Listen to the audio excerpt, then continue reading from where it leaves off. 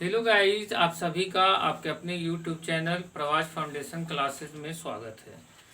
तो I hope आप लोग अच्छे होंगे। तो आज का क्लास शुरू करते हैं। आज के क्लास में भी हर दिन की तरह 10 मोस्ट इम्पोर्टेंट वर्ड मैंने यहाँ दिया हुआ है। तो पहला वर्ड है आज का सेंस। सेंस मीन्स होता है समझ। SENSE sense. सेंस मीन्स समझ। दूसरा होता है अपॉर्चुनिटी। OPPORTUNITY।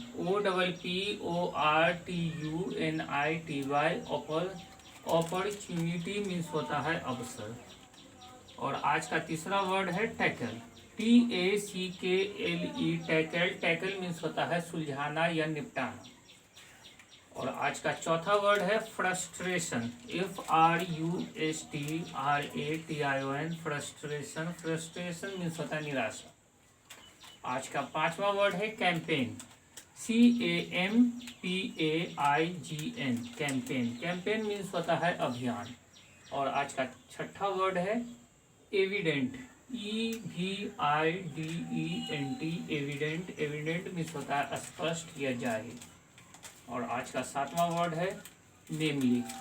NAMELY नेमली। नेमली मीन्स होता है अर्थात या यानी। और आज का आठवां वर्ड है certify. CERTIFY certify. Certify means होता है सत्यापित करना। और आज का नौवां वर्ड है अपीयर। अपीयर मीन्स होता है प्रकट होना। और आज का 10वां वर्ड है हु। WHO हु मीन्स कौन और जो। तो गाइज आज का 10 वर्ड विद हिंदी मीनिंग समाप्त हुआ। तो आज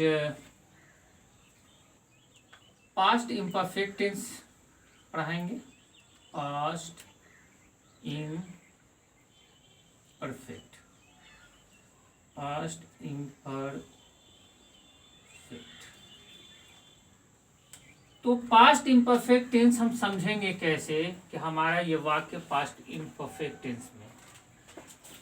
तो इसका पहचान, सबसे पहले तो इसे हमें पहचानना है कि पास्ट इम्परफेक्ट टेंस पहचानेंगे कैसे।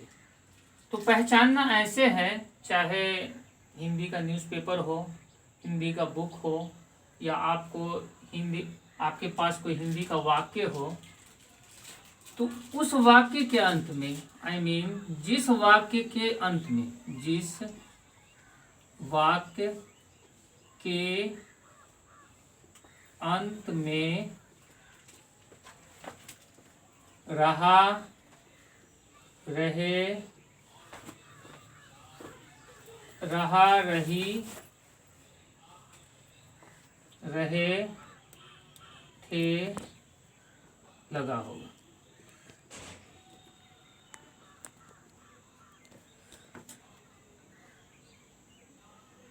तो आपका जो सेंटेंस होगा हिंदी में, तो उस सेंटेंस के आखिर में, उस सेंटेंस को जब आप पढ़ेंगे तो उस सेंटेंस के आखिर में रहा है, रहा था, रहे थे और रही थी, उस सेंटेंस के आखिर में लगा रहेगा या लगा होगा।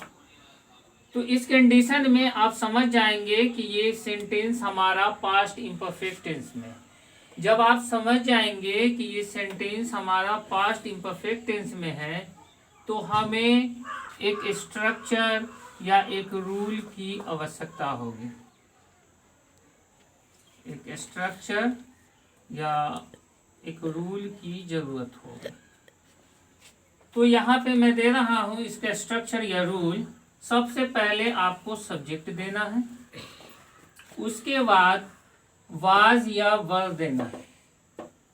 इसको वेयर नहीं पढ़ेंगे, ज्यादातर लोग इसको वेयर पढ़ते हैं, वेयर न पढ़ के इसको वर्ड पढ़ना है। तो सबसे पहले हम सब्जेक्ट देंगे, उसके बाद वाज या वर्ड देंगे, उसके बाद वर्ब का चौथा रूप देंगे, वर्ब में ING लगा होगा, और उसके बाद ऑब्जेक्ट देंगे, और उसके बाद फुल स्टॉप देंगे। अब यहाँ पे हमें ये समझना है कि वाज कहाँ देंगे और वर कहाँ देंगे। तो गाइज यहाँ पे फर्स्ट पर्सन अगर होगा, फर्स्ट पर्सन होगा, ही होगा, सी होगा, इट होगा, नेम होगा।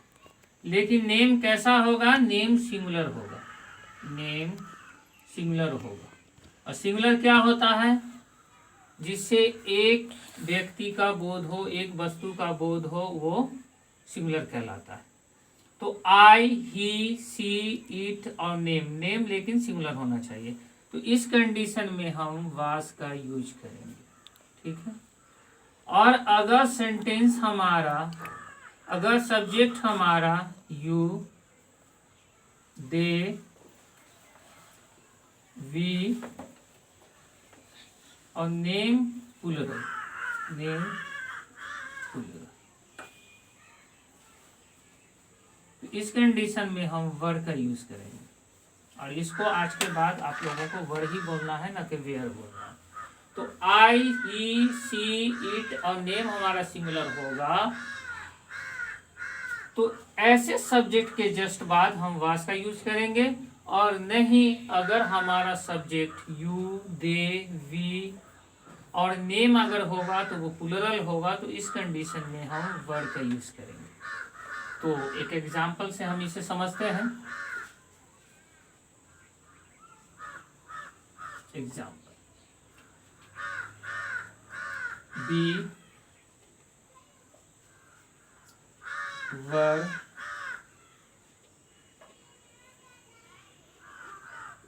Teaching you.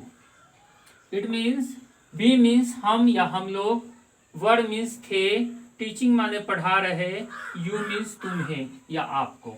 We were teaching you, हम आपको पढ़ा रहे थे। तो ये सेंटेंस जो हमारा हुआ, ये एसेटिव सेंटेंस हुआ।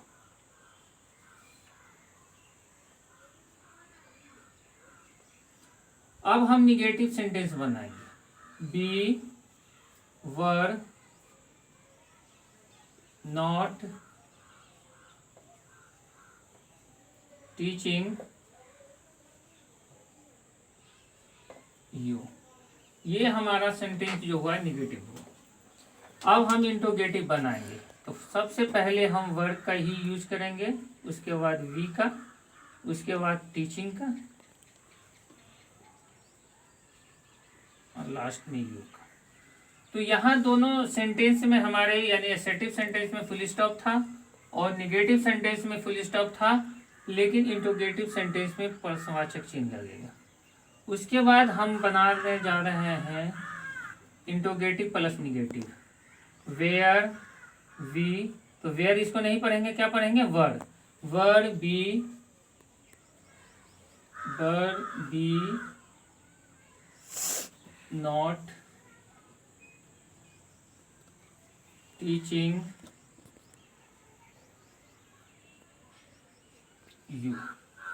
क्या हम आपको पढ़ा नहीं रहे थे? क्या हम आपको पढ़ा नहीं रहे थे? तो यहाँ भी प्रश्नवाचक चिन्ह लगेगा। अब WH क्वेश्चन से सेंटेंस बना रहे हैं। Why were you teaching,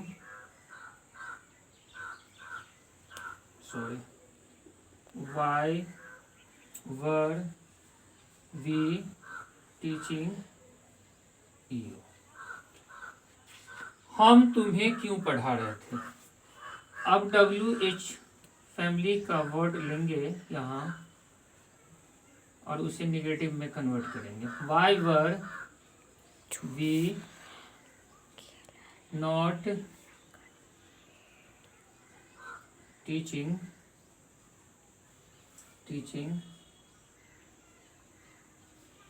you. तो पहला सेंटेंस जो हमारा है ये एसेटिव में है, दूसरा सेंटेंस हमारा निगेटिव में है, तीसरा सेंटेंस हमारा इंट्रोगेटिव में है, चौथा सेंटेंस हमारा इंट्रोगेटिव प्लस निगेटिव में है और पांचवा सेंटेंस हमारा WH वर्ड से है। तो ये भी क्वेश्चन ही है, लेकिन ये WH क्वेश्चन है और यहाँ WH क्वेश्चन भी है और निगेटिव भी है। तो पहला का हिंदी मीनिंग क्या होगा? हम आपको पढ़ा रहे थे। वी वर टीचिंग यू, हम आपको पढ़ा रहे थे। और दूसरे सेंटेंस का हिंदी मीनिंग है हम आपको नहीं पढ़ा रहे थे। क्या हम आपको पढ़ा रहे थे? क्या हम आपको नहीं पढ़ा रहे थे? हम आपको क्यों पढ़ा रहे थे? हम आपको क्यों नहीं पढ़ा रहे थे? तो इस तरह से मैंने एक सब्जेक्ट वी लिया। अब वी को चेंज करके यहाँ जो मैंने एक लिस्ट डाला है इसमें से किसी को भी आप यहाँ पे यूज कर सकते हैं। इसके बदले में सब्जेक्ट आपका वी की जगह पर आई हो सकता है, ही हो सकता है, सी हो सकता है, इट हो सकता है और नेम सिंगुलर हो सकता है। यू हो सकता है, दे हो सकता है, बी हो सकता है, नेम प्लूरल हो सकता है और वर हो सकता है। तो इस तरह से आप इसको यूज करके बना सकते हैं। अब यहाँ पे है सेंस, समझ। तो समझ को हम कैसे अपने वाक्य में यूज करेंगे? Your sense is very fine, आपकी समझ बहुत अच्छी है। Is your sense not fine, क्या आपकी समझ अच्छी नहीं है? तो इस तरह से मैंने दो सेंटेंस में सेंस को यूज किया। सेंस मीन्स होता है समझ।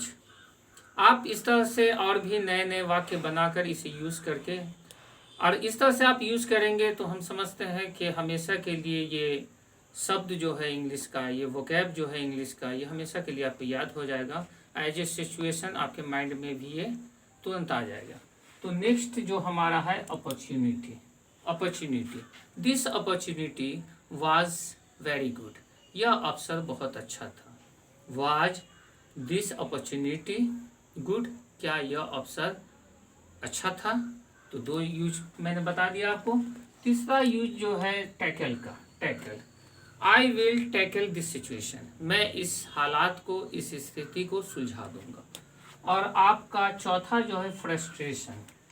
You should not be frustration, आपको मायूस नहीं होना चाहिए, निराशा नहीं होनी चाहिए। और आपका है पांचवा campaign. Present time the farmers should do campaign, वो कैंपेन करना चाहिए, किसान को अभियान करना चाहिए। और आपका छठा वर्ड है evident. This thing was evident, यह वस्तु जाहिर थी, यह स्पष्ट थी। और नेमली अर्थात यू शुड गो देयर, तुम्हें वहां जाना चाहिए। और यहाँ आठवां वर्ड है certify. I will certify this matter, मैं इस मामले को सत्यापित करूंगा। और appear, a ghost appeared here. और हु इज कमिंग टुडे, आज कौन आ रहा है? तो इस तरह से गाइस हमने यहाँ 10 वर्ड दिया। अगर 10 वर्ड अगर डेली आप याद करेंगे तो 30 दिन में आपके पास 300 वर्ड हो जाएंगे।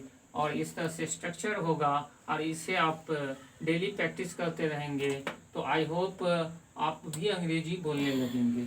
तो गाइस अगर आपको हमारा ये वीडियो पसंद आए तो इसे लाइक कीजिए, अपने दोस्तों में शेयर कीजिए और इस वीडियो लिंक को ज़्यादा से ज़्यादा वायरल कीजिए ताकि हम मोटिवेट हो सकें और नेक्स्ट क्लास को और भी अच्छी तरीके से आपके सामने प्रेजेंट कर सकें।